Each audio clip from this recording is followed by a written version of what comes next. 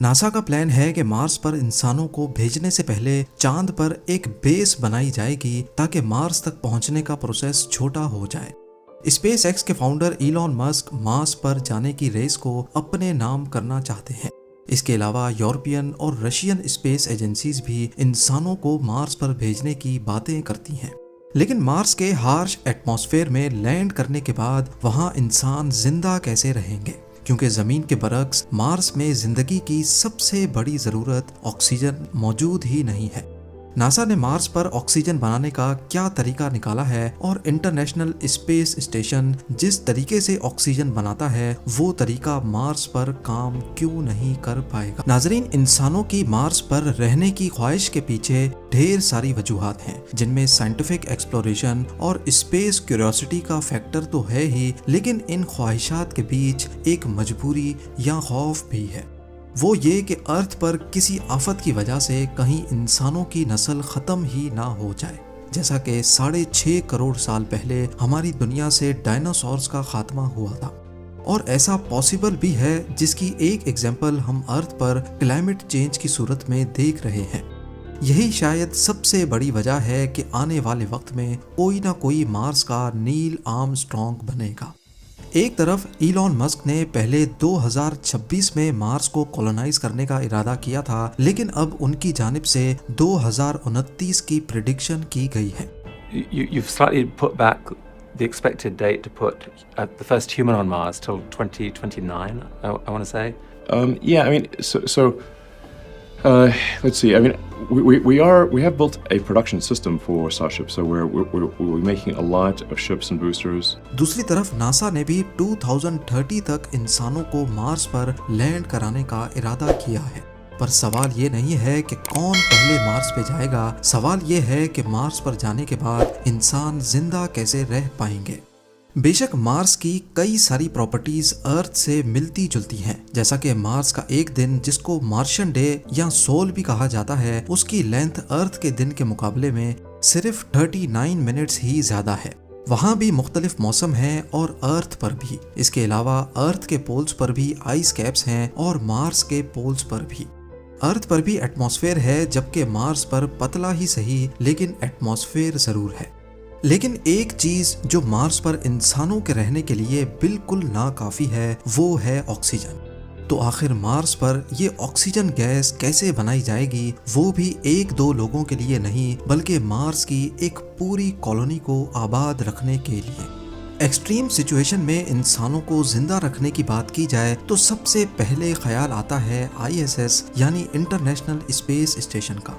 इसको आज स्पेस की हार्श कंडीशन में 25 साल गुजर चुके हैं और अभी तक ये लगातार इंसानों को ऑक्सीजन और फ्रेश पानी बनाकर देता रहा है। इंटरनेशनल स्पेस स्टेशन में 4 से 5 एस्ट्रोनॉट्स हर वक्त मौजूद रहते हैं, जिनकी रोजाना पानी की रिक्वायरमेंट कम से कम भी 45 लीटर्स है, यानी महीने की 1350 और साल की 16,200 लीटर्स। इसके अलावा ISS पर 1000 kg ऑक्सीजन गैस सालाना इस्तेमाल होती है। इतना ज्यादा पानी और ऑक्सीजन अर्थ से 400 किलोमीटर दूर स्पेस में कैसे बनाया जाता है? इस काम के लिए ISS में 2 सिस्टम्स लगे हुए हैं। एक है वाटर रिक्लेमेशन सिस्टम WRS और दूसरा है ऑक्सीजन जनरेशन सिस्टम यानी OGS। ये दोनों सिस्टम्स हम मार्स पर क्यों नहीं लगा सकते, ये समझने के लिए हमें पहले ये जानना होगा कि ये सिस्टम काम कैसे करते हैं। Water reclamation system human waste यानी यूरिन, पसीना और ह्यूमिडिटी से पानी कलेक्ट करता है और फिर उसको साफ करके वापस से पीने के काबिल बना देता है। एस्ट्रोनॉट डोगलस वी लॉक ने एक मौके पे कहा था कि हमारी कल की कॉफी से ही अगले दिन की कॉफी बनती है। WRS सिस्टम ISS में पहले से मौजूद पानी को प्योरीफाई करके दोबारा से इस्तेमाल के काबिल बना देता है और इस तरह 98% पानी जाया होने से बच जाता है। इसके बराबर में है ऑक्सीजन जनरेशन सिस्टम। ये सिस्टम WRS से थोड़ा सा पानी लेता है और फिर उसको एक खास प्रोसेस से गुजार कर सांस लेने के लिए ऑक्सीजन बनाता है। ये सिंपल प्रोसेस हमने 5 क्लास में पढ़ा था, जिसको इलेक्ट्रोलिसिस कहते हैं। पानी में से इलेक्ट्रिकल करंट को गुजारा जाता है, जिससे पानी ऑक्सीजन गैस और हाइड्रोजन गैस में बदल जाता है ऑक्सीजन गैस को सांस लेने के लिए इस्तेमाल किया जाता है, लेकिन हाइड्रोजन तो एक बहुत ही खतरनाक और इनफ्लेमेबल गैस है जो पूरे ISS को सेकंडों में जलाकर फायरबॉल बना सकती है। इस हाइड्रोजन गैस को जाया नहीं किया जाता, बल्कि इसको एक और सिस्टम में डाला जाता है जिसको सबेटियर सिस्टम कहते हैं। ये सिस्टम ISS में मौजूद एस्ट्रोनॉट्स के वेस्ट कार्बन डाइऑक्साइड को जमा करके उसको हाइड्रोजन गैस के साथ मिलाकर उसमें से पानी, मीथेन गैस और थोड़ी सी गर्माइश बनाता है। पानी को वापस से इस्तेमाल में लाया जाता है, गर्माइश को हीट मैनेजमेंट सिस्टम में डाल दिया जाता है, लेकिन मीथेन गैस जिसकी अर्थ पर बहुत अहमियत है उसको ISS से बाहर स्पेस में निकाल दिया जाता है। मीथेन गैस जो एक तरह का फ्यूल भी है, इससे एनर्जी भी बनाई जा सकती है और हीट भी, लेकिन उसको जाया इस वजह से किया जाता है क्योंकि इसको जलाने के लिए ऑक्सीजन की जरूरत है और ISS पर ऑक्सीजन ही तो है जो सबसे ज्यादा कीमती है।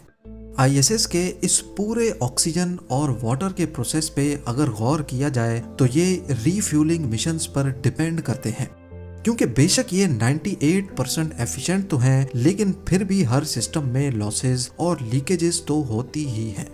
इसी वजह से हर 6 महीने या साल के बाद पानी और ऑक्सीजन को जमीन से लाकर ISS में डाला जाता है। ये रीफ्यूलिंग मिशंस बहुत कॉस्टली होते हैं, जिनमें सिर्फ 1 लीटर पानी को 400 किलोमीटर ऊपर ISS तक पहुंचाने का खर्चा $2,500 से भी ज्यादा होता है। लिहाजा 22.5 करोड़ किलोमीटर दूर मार्स पर इसी तरीके से ऑक्सीजन बनाना किसी भी तरह से कॉस्ट इफेक्टिव नहीं है। इसके लिए कोई ऐसा सिस्टम बनाना होगा जो मार्स पर ही मौजूद रिसोर्सेज को इस्तेमाल करके उसमें से ऑक्सीजन बनाए।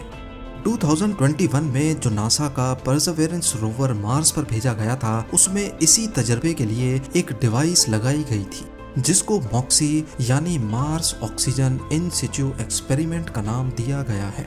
क्योंकि ISS में तो पानी का सोर्स रीफ्यूलिंग होता है, लेकिन मार्स पर पानी ढूंढने के लिए उसके पोलर कैप्स तक जाना होगा या फिर कई फुट नीचे ड्रिल करके बर्फ निकालनी होगी। इसी वजह से मॉक्सी मार्स के एटमॉस्फेयर से ही कार्बन डाइऑक्साइड को यूज करके उसमें से ऑक्सीजन बनाता है।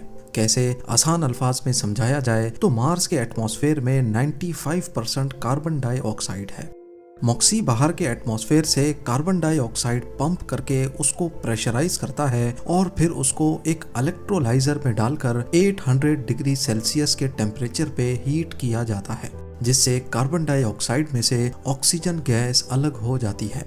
ये इलेक्ट्रोलाइजर गोल्ड का बना हुआ है क्योंकि गोल्ड एक एक्सीलेंट हीट कंडक्टर है जो परसेवरेंस के दूसरे पार्ट्स को गर्माइश से बचाता है। इस प्रोसेस में कार्बन डाइऑक्साइड से ऑक्सीजन गैस के साथ साथ कार्बन मोनोऑक्साइड भी पैदा होती है। इसका नुकसान ये है कि अगर इस प्रोसेस में कार्बन बिल्कुल अलग हो गया तो वो कार्बन की एक लेयर भी बना सकता है, जैसा कि कुकिंग पैन के नीचे देखने को मिलती है, और ये लेयर परसेवरेंस को नुकसान पहुंचाने में देर नहीं करेगी। इसी वजह से इस प्रोसेस को बड़ी एहतियात के साथ परफॉर्म किया जाता है। लेकिन मार्स पर मॉक्सी एक वक्त में कितनी ऑक्सीजन प्रोड्यूस करता है? इस प्रोसेस में मॉक्सी को बहुत ज्यादा एनर्जी चाहिए होती है, इसीलिए इसको नासा कभी कभार ही चलाता है जब सोलर पैनल से एनर्जी बच जाती है। अभी तक इसने सिर्फ 122 ग्राम ऑक्सीजन ही बनाई है, जो एक इंसान को सिर्फ 3.5 घंटे ही जिंदा रख सकती है। अगर इसी सिस्टम के जरिए मार्स पर ज्यादा ऑक्सीजन प्रोड्यूस करनी होगी तो उसके लिए मॉक्सी का एक बड़ा वर्जन चाहिए होगा और साथ में उसको चलाने के लिए एक बड़ा पावर प्लांट भी, और यही अभी तक का सबसे बड़ा चैलेंज है। अब यहाँ समझने की बात यह है कि मॉक्सी कार्बन डाइऑक्साइड को पहले कंप्रेसर की मदद से कंप्रेस करता है, फिर इसको 800 डिग्री सेल्सियस पे गर्म करता है। इन दोनों प्रोसेसेस के लिए बहुत ज्यादा एनर्जी रिक्वायर्ड है। इस मसले के सॉल्यूशन के लिए साइंटिस्ट एक फ्यूचर टेक्नोलॉजी पे काम कर रहे हैं जिसमें कार्बन डाइऑक्साइड के मॉलिक्यूल को कम टेम्परेचर पे ही तोड़ा जा सकेगा। इसमें कार्बन डाइऑक्साइड को हीट करके नहीं, बल्कि इसके अंदर वाइब्रेशन पैदा करके इसमें से ऑक्सीजन मॉलिक्यूल को अलग किया जाएगा। फिलहाल इस टेक्नोलॉजी को लैब में टेस्ट किया गया है, लेकिन अर्थ के हाई एटमॉस्फेरिक प्रेशर और टेम्परेचर की वजह से ये एक्सपेरिमेंट अर्थ पर करना मुमकिन नहीं है। लेकिन मार्स का एटमॉस्फेयर इस काम के लिए बिल्कुल परफेक्ट है। टेक्नोलॉजी चाहे जो भी हो, हमारा टारगेट ये है कि हमें मार्स पर ऐसी चीज को ही इस्तेमाल करके ऑक्सीजन बनानी है जो वहीं पर मौजूद हो, और जो डिवाइस ये ऑक्सीजन बनाएगी उनकी डिपेंडेंसी भी अर्थ पर नहीं हो, क्योंकि ISS तो जमीन से सिर्फ 400 किलोमीटर ही दूर है। अगर वहाँ का ऑक्सीजन जनरेशन सिस्टम खराब हो गया तो एस्ट्रोनॉट्स को वापस अर्थ भेजना इतना बड़ा मसला नहीं है। वो अपने इमरजेंसी सूट्स पहनकर चंद घंटों तक रिफ्यूलिंग का वेट कर सकते हैं और वापस अर्थ भी जा सकते हैं। लेकिन अगर मार्स पर कॉलोनाइजेशन के बाद ऑक्सीजन जनरेशन मशीन में कोई मसला हो गया तो ना ही रिफ्यूलिंग का ऑप्शन होगा और ना ही अर्थ वापस जाना इतना आसान हो पाएगा। वीडियो भी आप लोग भरपूर लाइक और शेयर करेंगे। आप लोगों के प्यार भरे कमेंट्स का बेहद शुक्रिया। मिलते हैं अगली शानदार वीडियो में।